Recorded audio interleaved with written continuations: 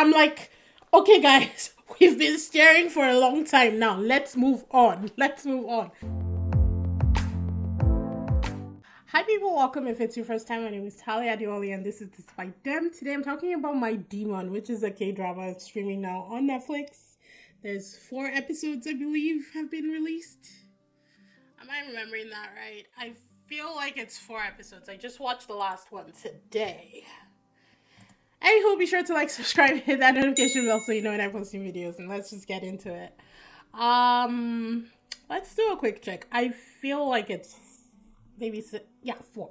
It is 4. They release new episodes every Saturday and Sunday. I didn't even know there was one coming out today. I was so excited when I saw it. But yeah, let's get into the synopsis of this. Dodo He, which is interesting because sometimes they call her Dodo Ha. So I'm not really sure if I'm pronouncing that wrong. Please forgive me. I pronounce it as I hear it. But Dodo He is the successor of the future group, Mirai group or something like that. She has an arrogant and cool-headed personality who doesn't trust in anyone. She is cynical about love. Dodo He gets involved with a demon named Jung-Won and makes a contract marriage with him. She faces big changes in her life. Jung-Won is a demon. He can live for eternity by making dangerous but sweet deals with humans who endure hellish life. He basically gets you to sell your soul for a period of time and then comes to collect when your time is done. He looks down upon humans. Oh God, does he. And he has prowled over this world like an apex predator for 200 years. He gets involved with Dodo He and somehow loses his power all of a sudden. They still haven't explained that, and I still don't understand how he could transfer his powers to her without like him knowing or even knowing that it was possible. He then enters into a contract marriage with her in order to protect her life. This girl is in danger every 5 seconds. Even before the almighty Jew was killed. We'll get to it though. To prevent his own extinction, he must protect Dodo He, who has taken all of his powers. Their relationship develops romantically. I can't even speak. So, just exactly what that says. Dodo He and Jung-Won. He's the demon, we'll call her the princess, because honestly, they call her the princess. Her parents were killed like 17 years ago, and the woman who her dad worked for, they call her the Almighty Jew, played by Kim Hae-suk, who plays Namsoon's grandmother in Strong Girl Namsoon. Absolutely love her. She adopted her at the age of, I think, 12? Something like that, or 10, something like that. Can't really remember. And has been taking care of her since then. There is definitely, they allude to a lot of secrecy. You know, when there's rich families and there's a lot going on, there's always something secret happening. There's something bad that happened in the past. There's something that has to do with something. But definitely Almighty Jew had something to do with her parents' death. They haven't explained it now. I know they will explain it eventually. Either she had something to do with it or she knew about it, because I feel like when she broke her leg, and if you've watched it, you know what I'm talking about. If you haven't, you just gotta watch it. Like, the episodes are coming out every Saturday and Sunday, just for when she broke her leg, when that car exploded, I feel like that was her parents' car. That was Dodo He's parents' car. Anywho, so Dodo He is not technically part of the Jew family, but since she was adopted and she's the favorite, everybody else in the family pretty much dislikes her.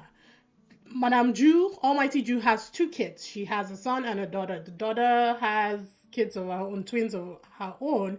The son, who is the firstborn, has his own son, who's an older guy. Like, it's a messed up family where there's rich people and all of them are vying for the head of the house's money. It's that same scenario. She was the only one who cared about Almighty Jew, and Almighty Jew was just murdered in episode 2 or 3. I think it was at the end of 2. I don't remember at all. It was at the end of 3. I think it was episode 3. It doesn't really matter, people. Almighty Jew was dead. And she was murdered. Dodo He finds out she was murdered, but the family wants to do a cover-up. Almighty Jew leaves everything to Dodo He, with the stipulation that she has to be married before she's 30. She's 27 right now. So if she gets married before she's 30, she can inherit the entire company. Otherwise, Madame Ju tells her in a note to disperse it however she feels like. Now, obviously, I'm spoiling a lot because I'm actually talking about the series. If you've watched it, you're following along. If you haven't watched it, go watch it because it's really good. It's actually really heating up. So, Jung-won, who's the demon, I think we'll just call him the demon. Maybe we'll call him Jung. I don't know. I really don't care. He pretty much isn't. He doesn't really care about human beings. The two of them got kind of set up on a date accidentally. They gave her the wrong address, so she went to where he was, thinking he was her date. He was very rude to her, did not care, which made her like him, or at least get intrigued by him. I don't think she had realized that she was actually falling for him then. She's goes somewhere kind of like to mourn her parents. I think her parents' anniversary happened on her birthday. So obviously that day is not a good day for her. She goes somewhere to mourn them, I think a beach. And then on her way back she was attacked. And he was the one. He waits, obviously he waits for people in need in order for them to sign his contract.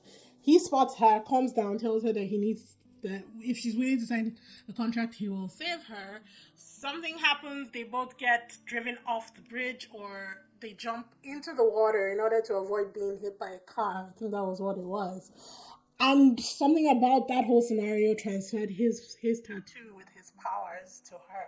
So now he is her bodyguard in order to stay close to her because the only way he can use his powers is to hold on to her, so that build that connection with her in order to tap into his powers. And he's a human now, so not only will he self-combust, because if he's not getting deals, then he's not doing his job, and therefore is of no use to hell, because that's where he's sending the souls. But not only that, but he's also human and can be injured now. So in order to, I think, get the inheritance and figure out what happened to Almighty Jew, she will have to get married to him. They haven't agreed on that in episode 4, which is where they are right now. But I'm thinking the next two episodes they will get married, because not only would I keep him close to her and give him access to his powers, but also keep her close to him, because they're both actually falling in love with each other. By the end of episode 4, they were definitely on the road to falling in love with each other. They even somehow managed to bring in Kevin Costner and Whitney Houston's The Bodyguard into it, which made it even funnier. K-drama series have a way of injecting comedy into everything that they do, and I love it. It's either with the sound effects, the music, the slight twitches or changes in characters. Like, they just do it well, and I really, really love that, because this is supposed to be a full-on drama series with like intrigue of like murder mystery and everything, but they still injected romance into it, injected comedy, and I'm enjoying it. It started slow and I was like, you know what, because I started it, I'm going to continue regardless. But at the end of today's episode, I was like, yes. And at the end of each episode, they're always staring at each other, people. I don't know what it is. Is that a requirement for K-dramas? The deep stares into your potential partner's eyes for like 20 seconds. I'm like, okay, guys, we've been staring for a long time now. Let's move on. Do something. The episode is about to end and you're just staring at each other. But I like it. The casting is done well. I like their chemistry together. They really do despise each other at first, and it's really it's palpable, like the tension between them, and I like that they work very well together. I have my guesses on who the killer is. You guys know I love a good murder mystery. I already guessed who the killer is, but I think Juk Seok Hoon, I hope that I'm saying that right, who is her, what is he? He was Mother Almighty Jew's nephew. I feel like he has a hand in all of this. The hand points at many different people because there's so many other enemies available, to point at. But I think he is the one who is behind all of it, because he's the only one who's friendly to her. And I feel like maybe he wants to like get close to her in order to get married to her and inherit everything. I don't know. So that's who I'm calling as the murderer. We'll see if I'm right at the end of the series or not. I'm not really sure how I'm doing reviews on this. I don't know that I'm going to be doing weekly reviews on it. It's not that deep, people. But we'll see as the series progresses if there's enough for me to want to talk about it we will. Otherwise, maybe you guys will see me at episode 16. But if you haven't watched it, it's still just started. There's only 4 episodes. Yes, granted, each episode is about an hour long. We all know how Korean TV is. But you can still catch up. And I will recommend that you do. So at the time of this filming, there were only 4 episodes. I'm not really sure when this video is gonna go up.